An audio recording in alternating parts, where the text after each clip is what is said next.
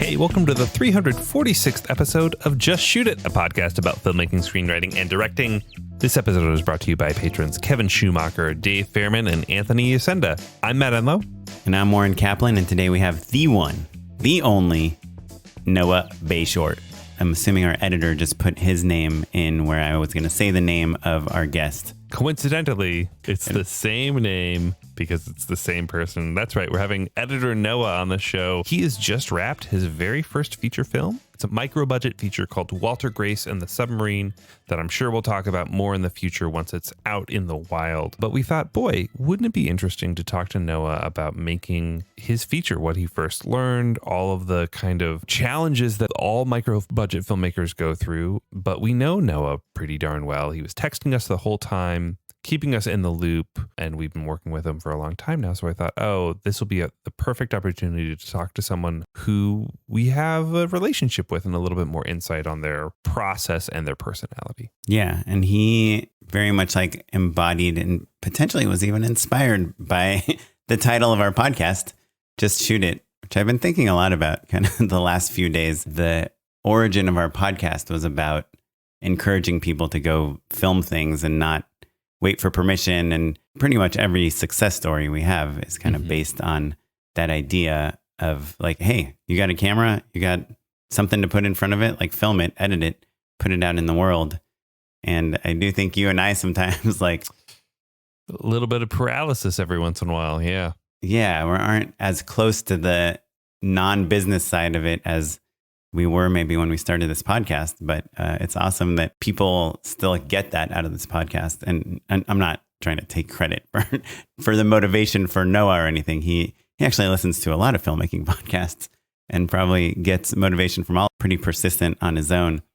Sorry, Gnome Kroll, all the credit is ours. It's just kind of awesome where he's like, hey, there's going to be 2 weeks where I can't edit the podcast and I'm making a movie. And, he did his crowdfunding, and we talk a little bit about that. It's fun. I feel like he really let us in on the things he learned, the difficulties, the successes. It made me excited for him. Made me miss those days of just like taking some actors to a place and shooting some scenes and trying things out and rehearsing. And one of the things he talked about is how he would do scenes and they would come out better than like he expected them to. He'd forget that he wrote them. And I think when you work in like very planned out, storyboarded, agency approved, casting approved worlds, like, we get some pleasant surprises, but we're not like, oh, wow, where did that come from? Yeah, it's not alive in quite the same way. Or maybe I think perhaps we work to make things come alive earlier in the process so that we can essentially get that aliveness approved in advance of shooting it. Yeah. There's something really magical about not only seeing things kind of come together before your very eyes, but also the buck stopping with you being the decision maker, you saying, oh, this is good or this isn't good. Oren, I'm going to give you a little bit of shit about this. You're in the middle of shooting a bunch of great things that I'm very excited for you about, and I'm very happy for you. But a few weeks ago, you weren't feeling as hot.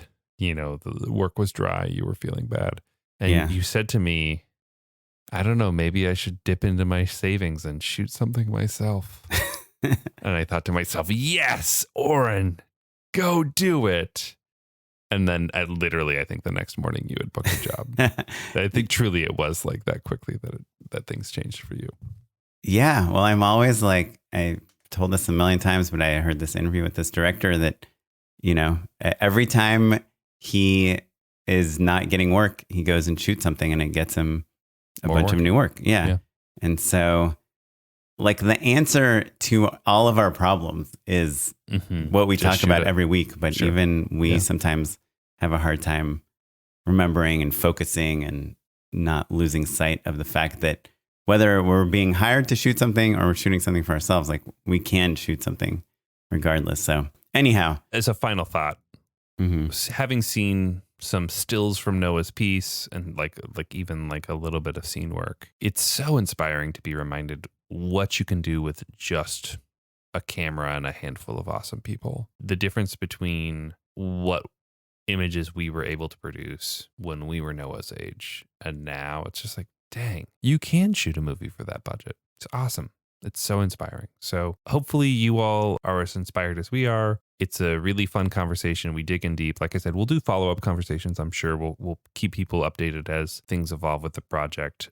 This was really just a special opportunity for us to talk to a micro-budget filmmaker that we know super well. So before we talk to Noah about micro budgets, we're going to talk about podcast budgets. Even smaller. If you can imagine a project even smaller budgetarily than a micro budget feature. It's a micro budget podcast. But anyway, it is the thing that keeps this podcast alive. It's what lets us pay Noah, therefore finances his movie. So if you want to help Noah that's putting out a feature soon, or if you just enjoy what you hear on the podcast, then go to patreon.com/justshootitpod and you can give us $1, $2. If you give us $15, apparently $20. $20 now. If you give us $20, I will mail you a hat personally. I mailed all the $15 hats out. So patreon.com/justshootitpod. We really appreciate it. Awesome. Well, without any further delay, here's a message from our sponsor, and then a conversation with editor Noah Bashore and director, filmmaker about his new film, Walter Grace and the Submarine. Yo, we're here with Noah Bashore. Welcome, Noah. How do you spell your last name? It's controversial. It's a Bashore, but I, for some reason, decided to put on my handles like with a Y so people knew how to pronounce it or whatever. So you didn't get called Bashore. Noah, besides being an accomplished filmmaker, also edits the show. So normally at this point in the episode, I would say, hey, Noah, cut out all of the name banter. With how to pronounce. But look, I'm trying to plug Noah's TikTok, Instagram. He's got doing all these awesome things. All the awesome plugs. That's true. I'm giving you a hard time. And so I think you need to know how to spell Bashore. Your warm-up banter is always about their name. Your warm-up banter is always telling me that my warm-up banter is always about the name. And it's really only like Claire Scanlon. I didn't talk about her name. Noah. It depends on the day. It's okay. It's always fun to listen to it. It's a great time. It's with some frequency, though. This is like literally if two parents are having an argument and they ask their kid. Yeah, who's right. Yeah. You pick who gets to be Noah. Don't ask the boy to take sides. Yeah. All right. It's not frequent, but yeah. Okay. It's not frequent. All I heard is not frequent. All right. Anyway. Noah, you've just wrapped your first feature film, Walter Grace and the Submarine. It's a coming-of-age, micro-budget indie feature, right? You shot in your hometown. You did the thing, right? You crowdfunded on Seed and Spark.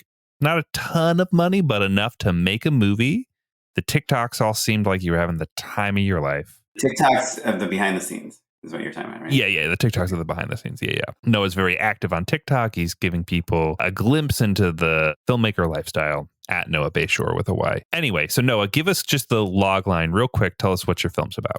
Basically, Walter Grace and the Submarine is like you said, like a coming of age kind of romantic comedy. It's about these two people who have a right person, wrong time kind of situation. And they both have like a lot of religious trauma. So it's just kind of like two people hanging out in their apartments for like a couple weeks. And it's like a happy, sad kind of thing. We basically were just trying to do some version of Before Sunrise, but like Gen Z and in our hometown, basically. Yeah, some more tie-dye is what you're saying. Yeah. How did you get to Before Sunrise? Because I feel like I barely caught that film, like age-wise. Like it's a really old reference, right?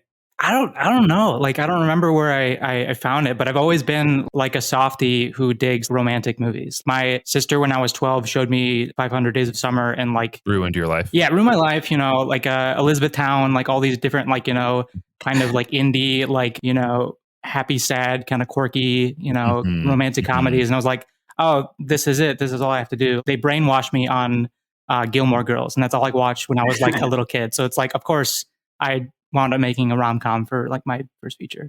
How cool is it to have an older sibling that like teaches you what to like, I'm like the oldest. I'm actually one of 6 kids. So I have 2 older sisters and they were full on like, hey, listen to this band, watch this movie, watch Gilmore Girls all the time. So yeah. I'm curious how you came up with the amount of money that you wanted to raise for your film. I'm terrible with like math and numbers. So I roped in my buddy Jillian Noonan.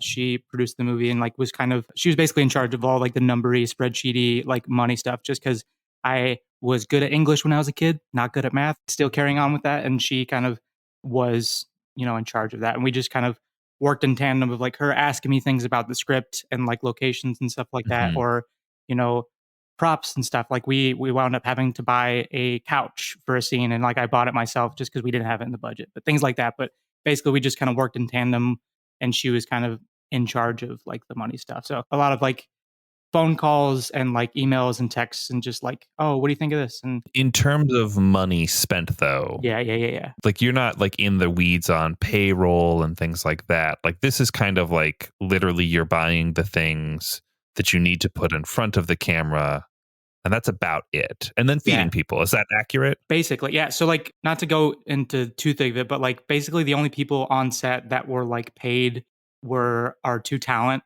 and a couple other people who were like the folks that were there the entire time. And then the rest of the people were just like local like film school alumni buddies who were just like down to come help out when they could, because like everybody's like, making ends meet and stuff like that. So it was just like those were the specific chunks that we had to nail down for the budget, make sure like the two actors are going to be able to feed themselves and stuff like that. But even like what we paid them wasn't like, amazing. It's just like what they needed to like help get by. And then they were just stoked to like help make the movie basically. Was it SAG? No. Yeah, no. Cool. Well, how'd you find your actors? 'Cause I imagine, to me, when you're writing a movie like this, like micro budget, and it's probably a lot of it is coming out of like your own experiences and your heart, you have to cast someone to kind of play a version of you. Yeah, basically. Yeah. Right? Yeah. So I went into like a bunch of different like Michigan and Chicago Facebook groups for actors and like filmmaking, and just made the same post a bunch of times with like reference photos and just like a little blurb of what the movie was. And I was like, hey, if you like the sound of it, DM me. And then a shit ton of people DM'd me. And like, what's a shit ton? Like 1,000 or like 100? Like 20 plus, basically. It was enough for like an anxious person to be like, oh, this is a bad idea. I love that. That's great. Yeah. I think honestly, not a bad idea. Pretty good idea. At least you got actors. Yeah, for sure. It worked out. What do you wish you had done? Like in retrospect, like what would be the quote unquote smart thing to do? Probably in retrospect now, like with the help of like our two awesome actors that we got, like reaching out directly probably to these like different like, I don't know what the right word, like casting agencies or whatever, like people who like represent like a clump of actors, like because there's like a fair amount in Chicago, and just basically going directly to these like sites and like just like looking. So wait, so your actors are from Chicago? Yeah. So Jessie Carl, who plays Grace, she's from Michigan, but she's based in Chicago. And Kyle's also based in Chicago too. Like they're genuinely two of the most professional and hardworking, but also like extremely funny and smart people I've ever met. And it was just super cool to make this movie with them. Kyle was the first one to reach out about the script, and he read it and immediately got it. And that was like really cool. And as he was reading it, he was like, oh, Grace is my friend, Jessie, to a T. She would love this. Can I send it to her? And I was like, oh, hell yeah, that sounds cool. And they both just super dug it, and it was awesome. They were actually roommates when I cast them. Casting out of Chicago is awesome. It's like the best. Los Angeles is great. New York is great. Chicago is special in that, like, it's a theater town. So you get a lot of people with really great training who maybe already work a side job that's a little flexible, and so you can find really, really great talent out of Chicago for sure. Yeah, they crushed it. When we're on set, like I would be like, oh man, like I forgot that I wrote that or whatever. Or like, was this good? But then like there'd be scenes where it's like a monologue type of thing. And I just forgot that I wrote it. And they just would like do the scene and just crush it, because they're like theater trained people who have done features and commercials and stuff. And they're just genuinely good, not in like a, like your buddy who knows how to do a camera helping you out on your student film or whatever. Like these two are just like killing it. And I'm truly like Chicago actors, man. Like they got it. Like it's pretty cool. We met up and like got coffee after like we had like DM'd back and forth, and they'd already read the script and they're like gushing about it, and they hadn't even sent in their tapes yet. But I just want to like meet them because they seem like cool people. The reason I was like kind of leaning towards them specifically because they're roommates is because like I feel like with these kinds of movies, if you don't buy that these two people are like stoked to be around each other or like are actually like getting along or joking around or being cutesy, like you're screwed. Like it's like no one's gonna believe it. It's just gonna come across as like inauthentic or like amateur, all that stuff. So you're basically stealing rehearsal time. Their lives were rehearsal so Truly. that you could. Yeah. And we'd have like a little bit of rehearsal time because like, they're doing jobs to make sure that they can, pay the bills and like eat and stuff. But we hopped on like 3 or 4 FaceTime calls for like 3 or 4 hours throughout the week prior to shooting. And we just went through the whole movie and just like talked about everything and like went through like core scenes that we were like, they had questions about, or we just like talked about it and stuff like that. And it was just really exciting because like, working on student projects and stuff like that, it's just like, oh, this isn't as good as it could be or whatever. But like you have these like big ideas, but then working with people who are like truly good at what they do and like care like a bunch and like you can see that they like what you wrote and then they're like super into it. It's just like the coolest feeling ever. And like just eternally grateful to those two for hopping on and stuff. But yeah. I think there is a teachable lesson out of all of this. And that's that, you should be willing to find the best actors you can relative to where you are, right? Like you went to a different state to get your actors. And I think that it would be easy to cast your buddies. That's not necessarily a bad plan. If you're Richard Linklater and your buddy is Ethan Hawke, then maybe that's a perfect plan. Maybe then you get to make movies with him for the rest of your life. But sometimes it's like the easy path.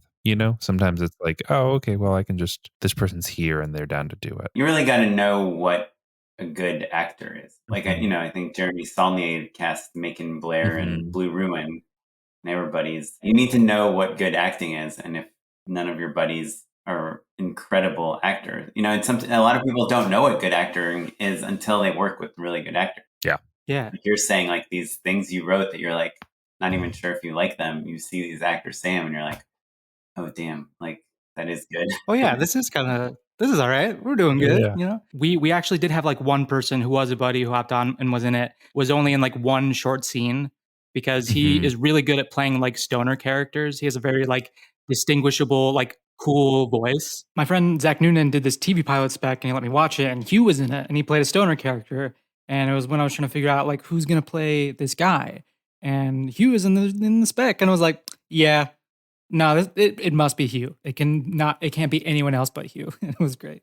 It's okay to cast your friend. So I also, he actually didn't know he was in the movie. That's how he was Danny McBride broke because he was like a writer director who was friends with David Gordon Green. They went to college together, and so they kept putting him in the movies.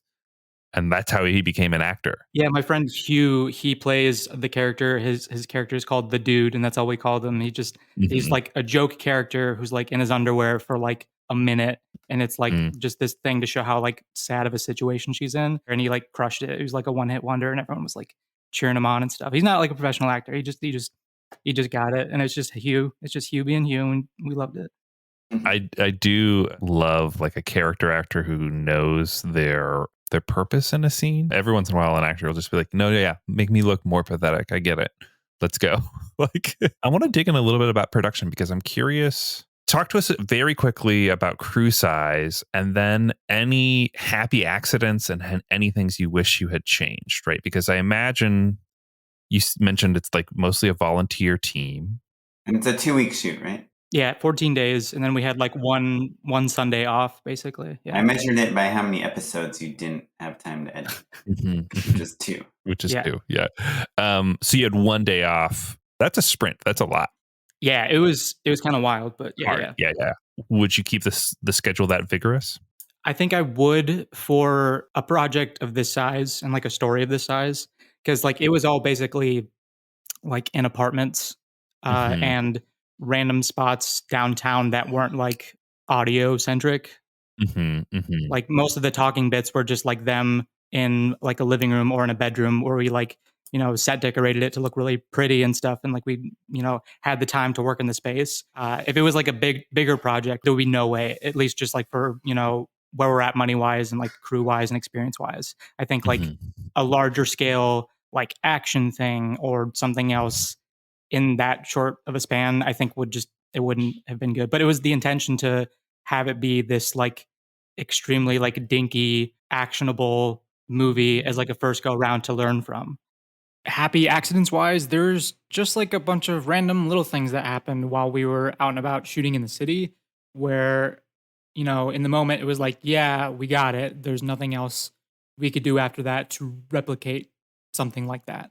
Like lighting or, I don't know, just like little things. It's hard to explain, but just stuff like that was just really exciting. So let's talk then crew size. Because those TikToks, it looked like it felt like Squaresville, my web series. I was like, oh yeah, like it's a nice party. Everybody's here to have a good time and make some stuff together. But then you had department heads and things. Tell us about how many full-time people were you, and then what floaters did you have? Yeah, so full-time people, it was me and my producer Jillian Noonan and our production designer / makeup dude Zach Thomas, and then our cinematographer Rich Tran, our audio boy Nathan Mitchell, and Allie Riley, who wore a bunch of different hats throughout the production. They were all there basically the entire time. Hair and makeup / wardrobe / production designer. He said. Yeah, / production designer. Makeup / production designer. He killed it. He like held that ship down. It was awesome. And just as a blanket statement, everyone on your crew killed it. They're all great. Noah loves you. Yeah. Oh yeah, absolutely. So now you don't have to worry about it.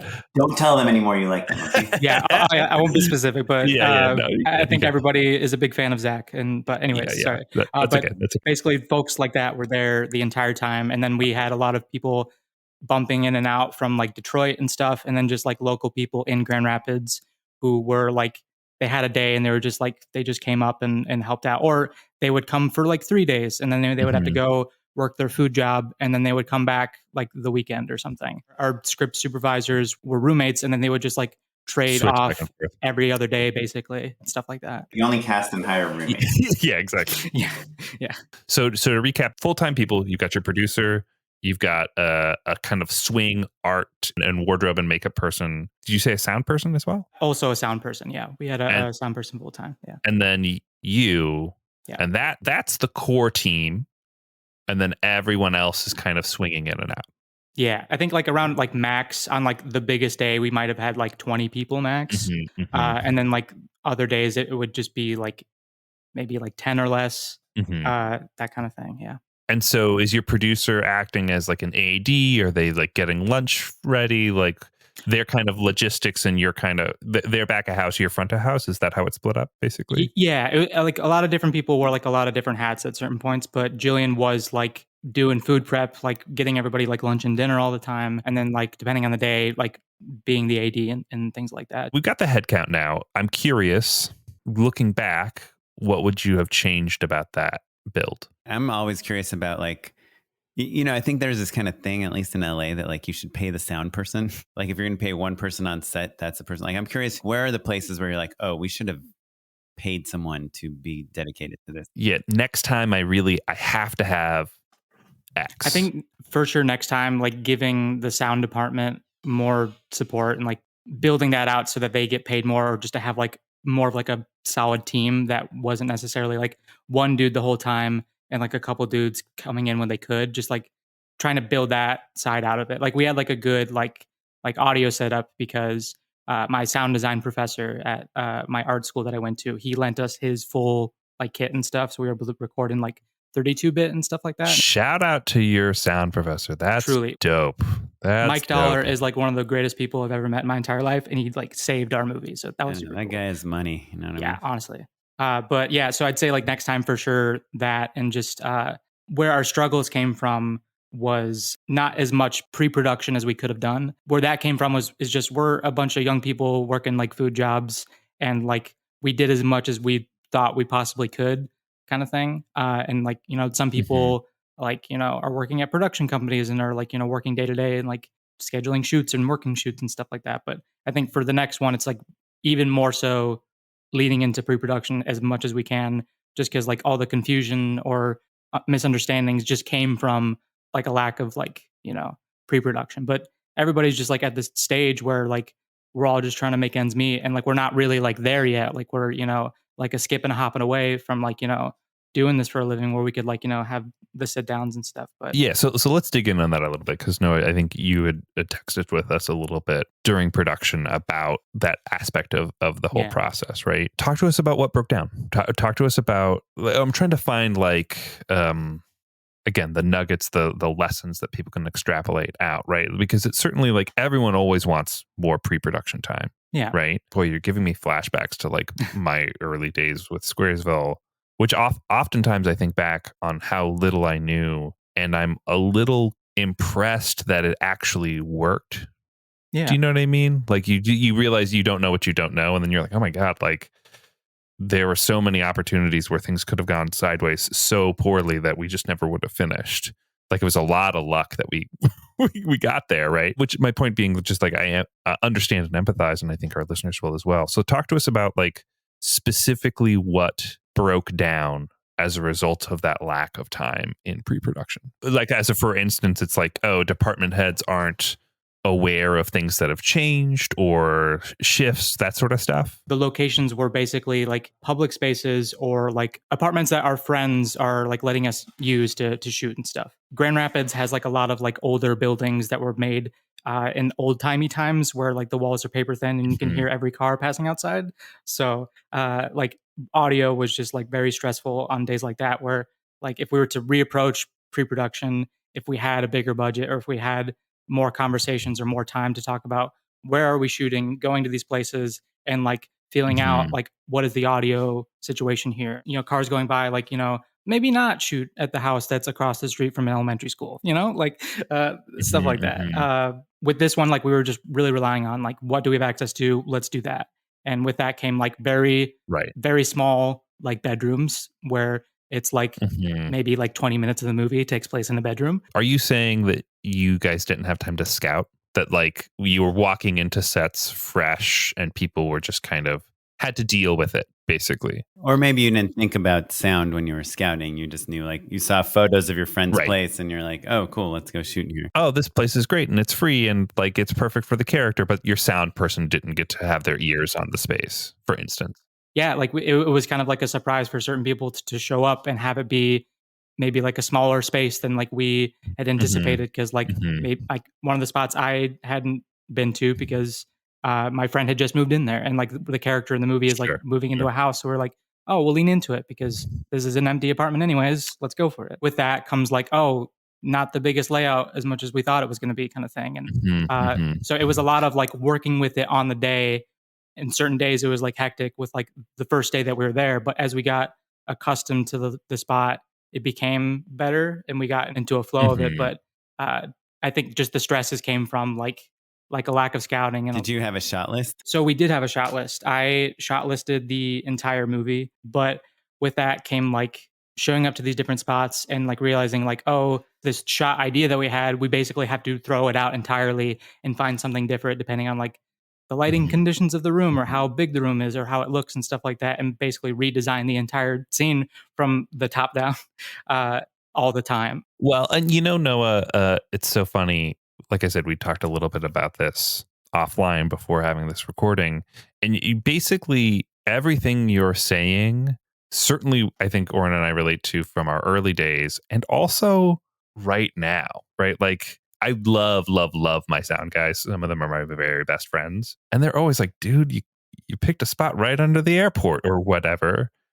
And I think the difference between lower budget and higher budget, yeah, you get some more prep time or whatever.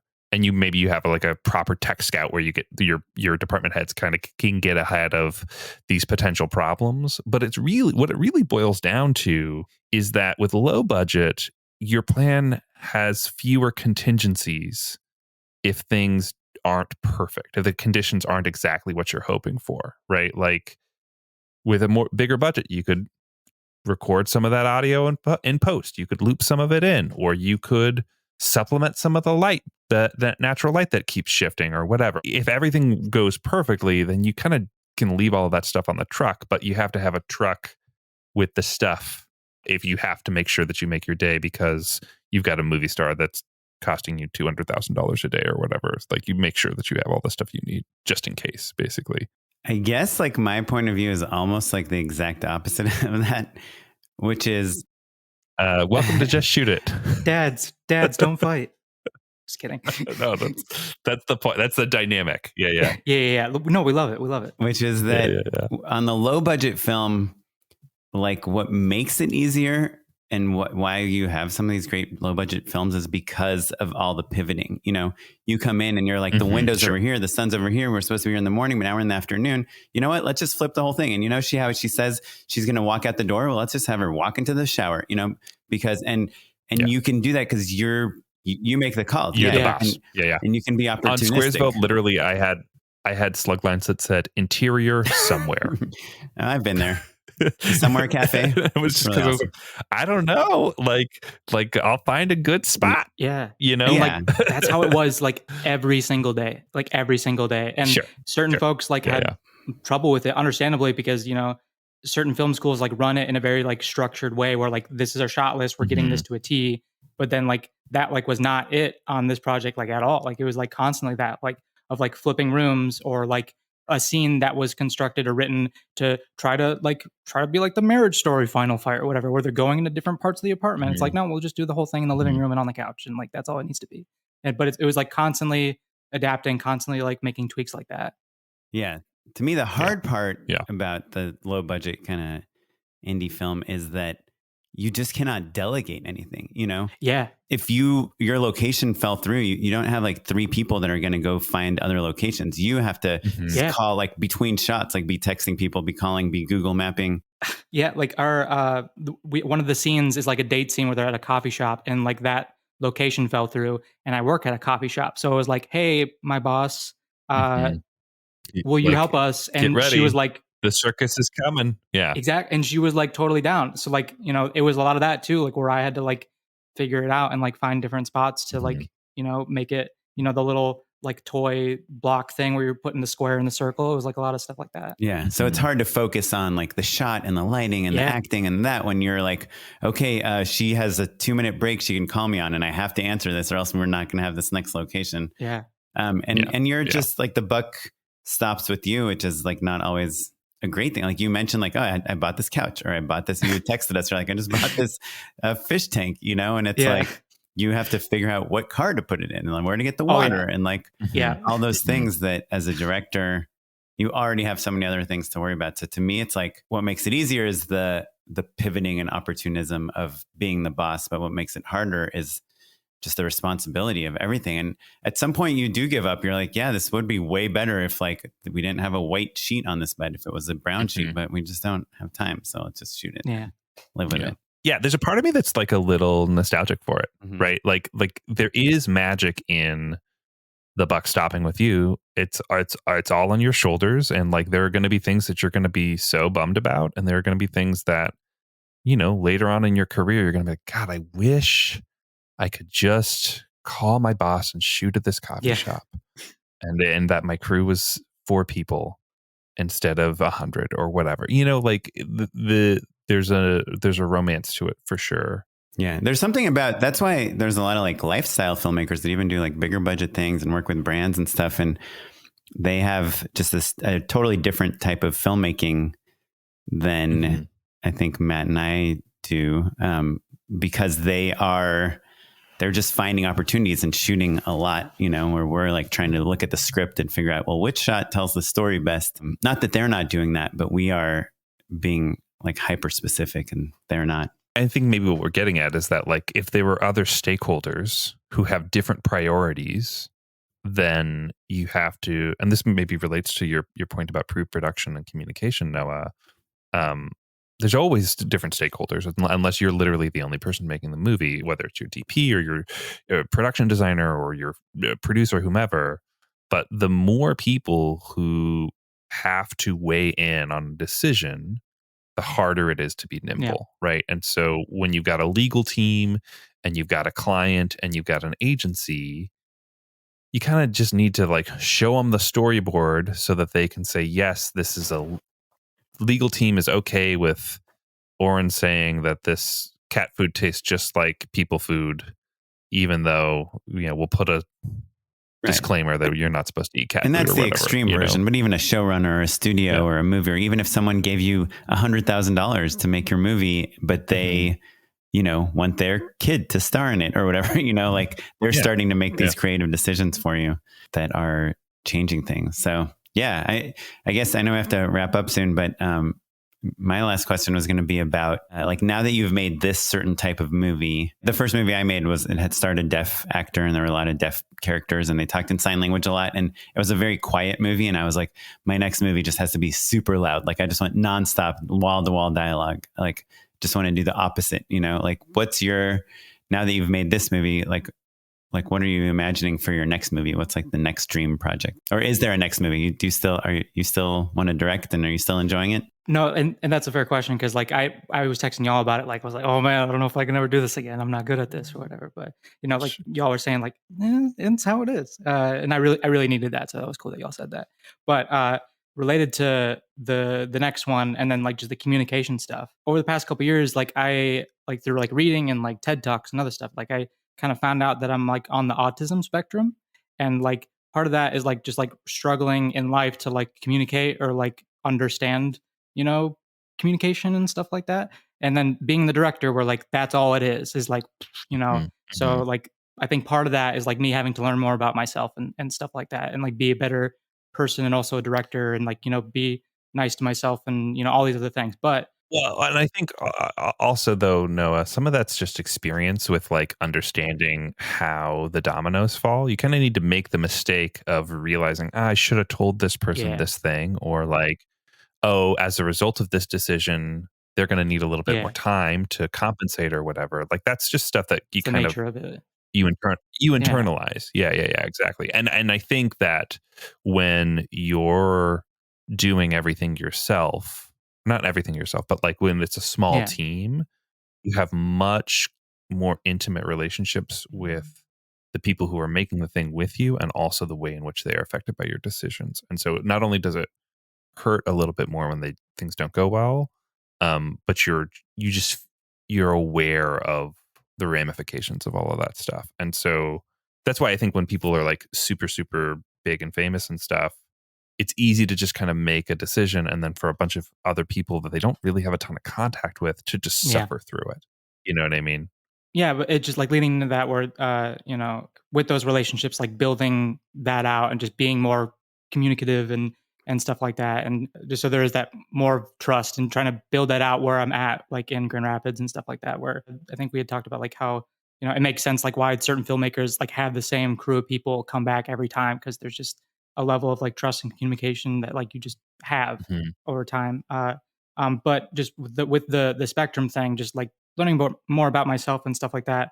The next movie, just to loop back to what Oren was asking, I think like this kind of level or like size or of like a story is what I kind of just want to stick with for the foreseeable future, just because like I don't feel like I have like an action movie in me, or I don't feel like I have a horror movie in me. So it's just like all I want to do right now is just do these like cute, like kind of slice of life stuff. So the next one that I'm thinking is just like it's like a road trip movie about a brother and sister who decide that they're going to punch their older brother in the face because like he bullied them when they were younger. So they're just going to drive across Michigan to find him and punch him. It's a movie about like masking autistic adults who don't know what's going on. And throughout the course of the movie, it's like them realizing, oh, this is what's going on. And it's like they have like a special interest in like cryptids. So the movie is called Dog Man, because like the Michigan Dog Man, and it's like in the story and stuff. Oh, I'm not familiar with the Michigan Dog Man. Oh yeah, it's a whole thing. No, yeah, basically like forever ago, these like workers in the woods thought they saw like a werewolf or something, and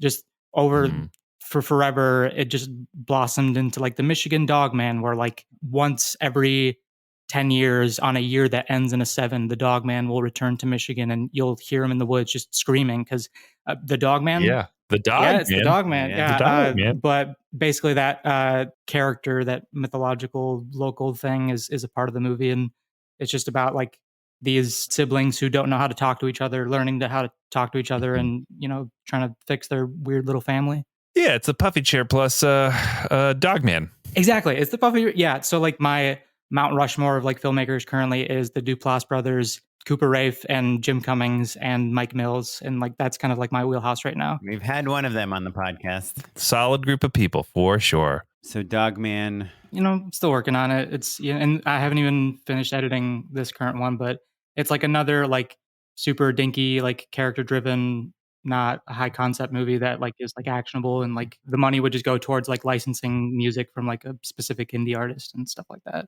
That's cool. Rock and roll, Noah. Well, keep us posted. I'm sure you will. Let us know how editing goes. And if you have any other updates of nuggets, I want to hear after you've edited things or once you're in it, you'd be like, dang, if only I had a script supervisor, or ADR is actually really easy and I'm not that worried about it. They can be positive. Ideally, they're positive. I keep thinking of Oren's advice of just like go shoot pickup shots. I think going to be really, really helpful for you.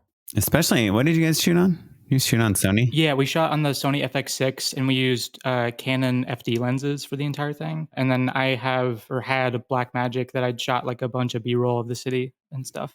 I would say as you're editing, drop in little cards or whatever, or even pickup shots. That's where my gut is in terms of all of that. Hell yeah. Is solid Oren Kaplan advice.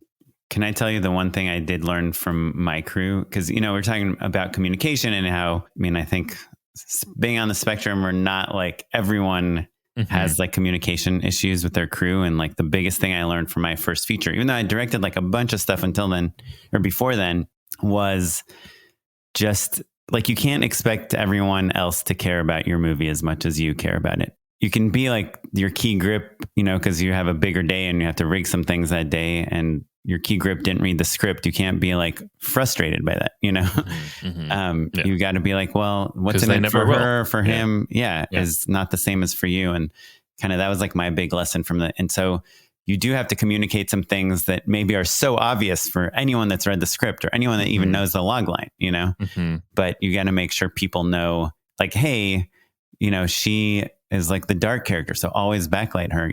I know it's in the script. I know it's in this thing. And I know it's in that book and the Bible and the references, but just telling you because if it's important, you got to tell people. I'll second that. And yes, and it. I would say that every project henceforth for you, Noah, they will care less than this one. Truly, right? Yeah. Like Oren, not the actors or the DP even. Maybe I don't know. Like that's a bit of a toss up. But like to be young and to like be on this adventure and for your dreams to be coming true, it gets better in certain ways. But there's a reason I'm feeling so nostalgic and romantic about this film, Noah, and it's because like there's that camp feeling is really special. Is really, really special, and like in a certain sense, you chase it forever. On the best days, it did feel like that. And that's like, but yeah. On the worst days, it was the gates of hell. Yeah. On the worst days, editor Noah was crying in other rooms while everyone was doing stuff. Yeah, exactly. And having to save those tears to feed the crew. Yeah. It was like the Cloudy with a Chance of Meatballs, where he's like, suck that tear back up. And then we use that for like food prep for later. Yeah, perfect. Salt. Yeah. Salt's pretty expensive. Inflation. The other day I kissed my son. He was crying. I gave him a kiss on the cheek and I inadvertently swallowed some of his tears. And I was like, oh my God, is this like bad for me? Like I never even remotely thought about like the effect that human tears have on your physiology, That's just saline. Just saline. There's not like hormones in it or something. It's not like you're gonna feel. You're not going to turn into a baby. But can I get his sickness? Like if he's got a cold, can I get that through kissing his germs, eating his tears? Well, let me suggest if you don't want to get sick from someone, maybe don't kiss them on the cheek. Oh, he was crying, Matt. I'm not criticizing you for kissing your baby. Or why are you kissing your baby? No. Anyhow, cool. Noah, you got a minute to endorse something with us? Absolutely. It is my dream to do this. Unpaid endorsements. I'm going to give an endorsement that probably like 70% of the people know about, but the 30% that don't know, it's like a very valuable lesson. I'm actually using it right now. And if you are on a Mac and you are getting texts in the middle of meetings, in the middle of important things, in the middle of podcast recordings, and someone's like blowing you up, and you're trying to like text them like, hey, I'm in a meeting, stop texting me. I used to just like always like right click on the text and try to like hide alerts. And every time a new person would text me or a new group text would come, I'd have to hide them. But I found out there's this feature called Focus, which you guys probably, I'm sure, both know about. But at the top of your screen, like to the right, like right next to the date, there are these two bars that have like kind of it's like the iPhone interface that, you know, if you pull from the top, but it's on your Mac. And you can click on Do Not Disturb and just turn off texts for like an hour. And then your computer won't be blowing up while you're trying to have meetings. And I've only just discovered this like recently, and it's made my meetings so much better. So much better. I hate the dings, you know, you're trying to say something. Anyhow. Well, especially if like your team is like being like, Oren, do a better job, please. Yeah. Oren, don't tell them we can get the helicopter. Yeah. You're like, but I want the job though. Yeah. Oren, are you kissing your baby? Get back to work. Come on. Yeah. I'm just drinking. I've just harvested his tears. What's the big deal? Okay. No, what do you got?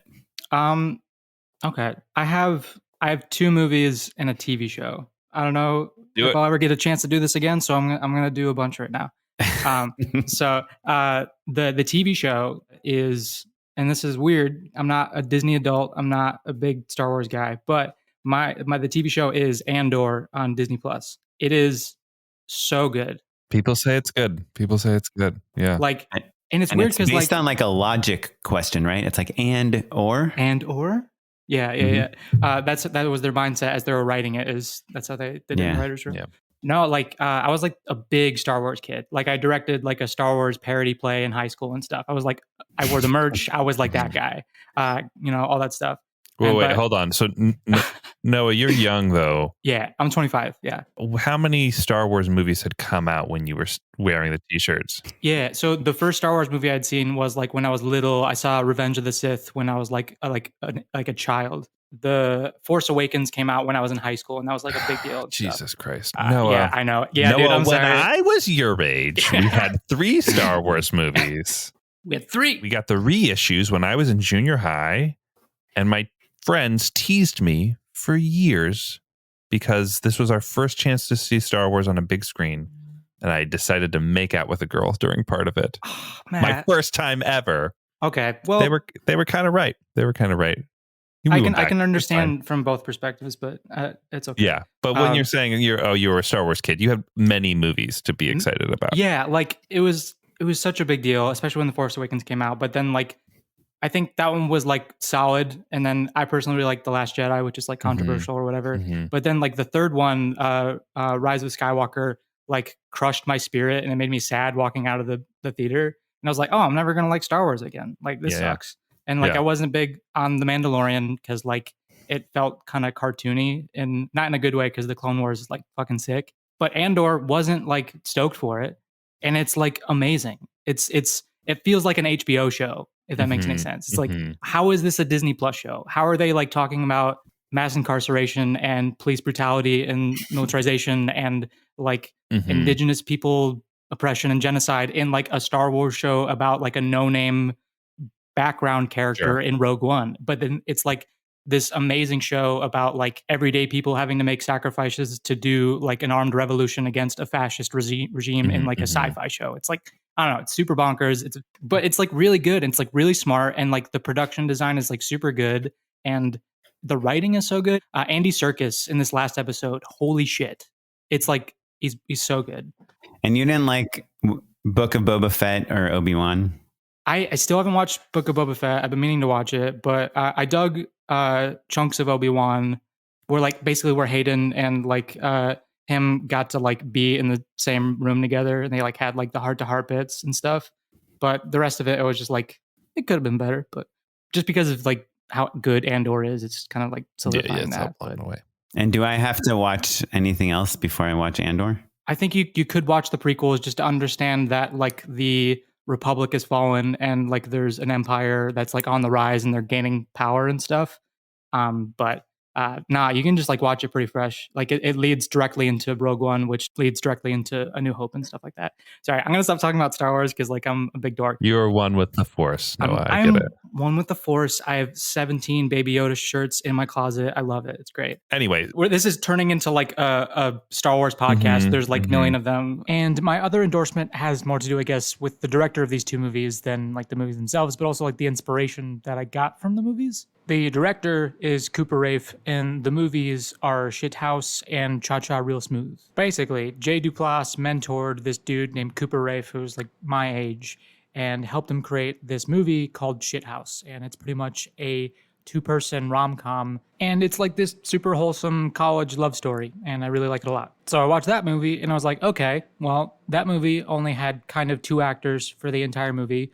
What's my version of that movie? What's my two-person rom-com where it's just two people talking in a bedroom? Before Sunrise was like a big inspiration for my movie, but this movie was like, oh, this dude is directly my age. This movie is very doable, but I could do it in my own way in my hometown. While I was living in Chicago, me and some filmmaker friends got to go see an early screening of his second movie, Cha-Cha Real Smooth, and they were doing like a director Q&A afterwards. I guess I didn't know that it was like for like the Critics Film Festival in Chicago or something, but like after the screening, they had like a private meet and greet for the critics. But we were just kind of like lingering in the lobby as he was like standing around, and we just kind of accidentally snuck into this private meet and greet where all these critics were supposed to just like hang out with this dude.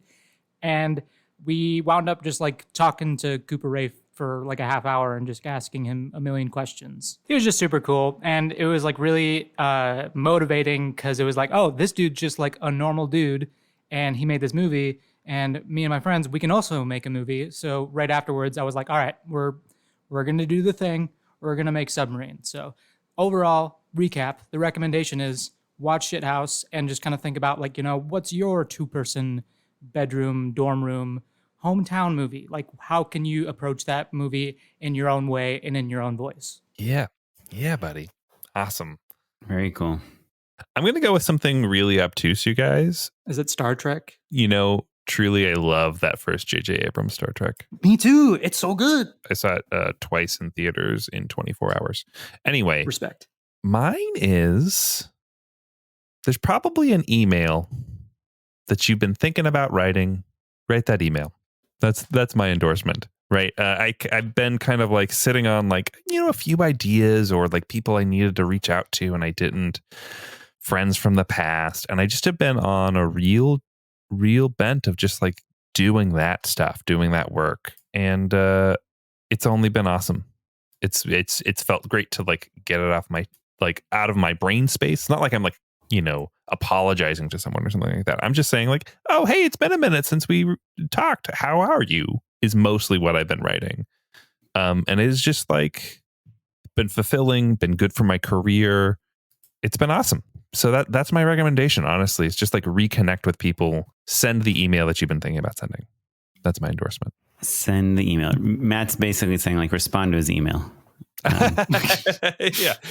Yeah, no, I find it like whenever I do like a giant burst of emails, because I have, you know, I just put the star when I need to respond to an email and I have, you know, thousands of them.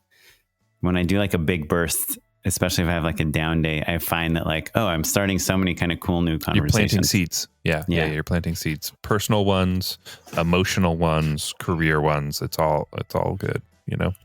I was going to say my anti-recommendation is if you're like a young person trying to raise money for a movie, don't spam a bunch of indie filmmakers on Twitter and through their Gmail and be sweaty and annoying. Because I think I DM'd Jim Cummings one too many times and he responded. I think he thinks I'm a weirdo, but it's fine. If you got Jim to not respond to you on Twitter, oh yeah, that's pretty impressive. You probably went a little too hard. Yeah, Jim loves Twitter.